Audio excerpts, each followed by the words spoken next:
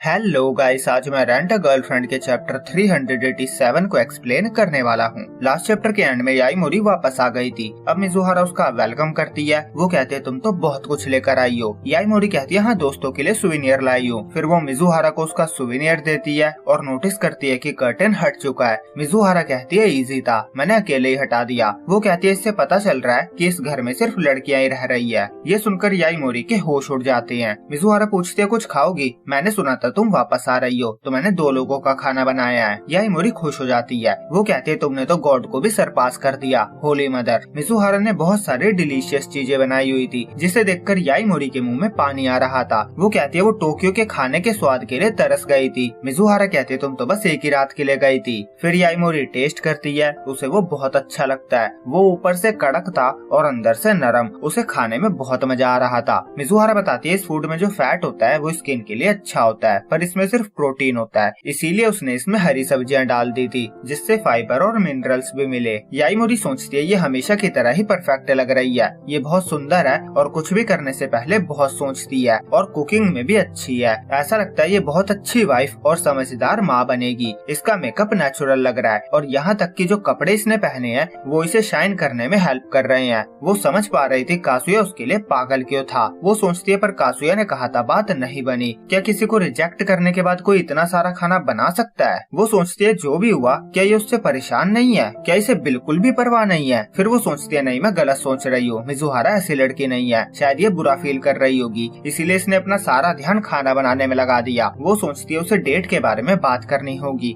जिससे वो उनके फ्यूचर के बारे में सोच सके। वो पूछती है कल सब कैसा रहा? कासुया ने बताया था कि बात नहीं बनी, ये तुम दोनों की पहली डेट थी ना, मैं जानना चाहती हूँ सब कैसा रहा। मिजुहारा कहती है मैं जैसा सोचती हूँ मैंने उसे बता दिया। मैंने कहा डेट अच्छी थी और शायद मैं उससे प्यार करती हूँ, पर इतना नहीं कि डेट कर सकूं। याईमोरी हैरान हो जाती है। वो कहती है तुमने उसे कहा तुम शायद उससे प्यार करती हो, ये तो बहुत बड़ी प्रोग्रेस है, ये कितना रोमांटिक है। पहले तुम अकेले नहीं रहना चाहती थी पर अब तुम शायद प्यार करती हो पे आ गई हो। ये सुनकर तो कासुया बहुत खुश हुआ होगा। मिजुहारा कहती है तुम्हें ऐसा लगता है? याईमोरी कहती है उसने कहा था बात नहीं बनी, बकवास। ये सुनकर तो वो झूमने लगा होगा। अब मैं देखना चाहूंगी तुम दोनों आगे कैसे बढ़ते हो। मिजुहारा कहती है ऐसा कुछ भी नहीं होगा, शायद फ्यूचर में मुझसे मिलने के लिए उसे पे करना होगा अपनी फैमिली प्रॉब्लम और दूसरे प्रॉब्लम्स के लिए। मेरी अंदर आत्मा मुझे उसे और फंसा के रखने नहीं देगी। ये सुनकर याईमोरी को एक और झटका लगता है। मिजुहारा कहती है मैं इसे लाइटली नहीं ले रही हूँ, ये सब खत्म होना जरूरी है। याईमोरी पूछती है कासुया ने क्या कहा और तुम इतनी जिद क्यों कर रही हो? मिजुहारा कहती है उसने कहा वो अभी भी मुझसे प्यार करता है। याईमोरी कहती है मुझे पता था। वो कहती है ये बुरे से भी बुरा है, इतने क्लोज आने के बाद तुम उसे गिव अप करने को कह रही हो। तुम जितना टाइम साथ बिताते हो भूल पाना उतना ही मुश्किल होता है। तुम सिर्फ एक क्यूट अपॉलॉजी से रिश्ता खत्म नहीं कर सकती।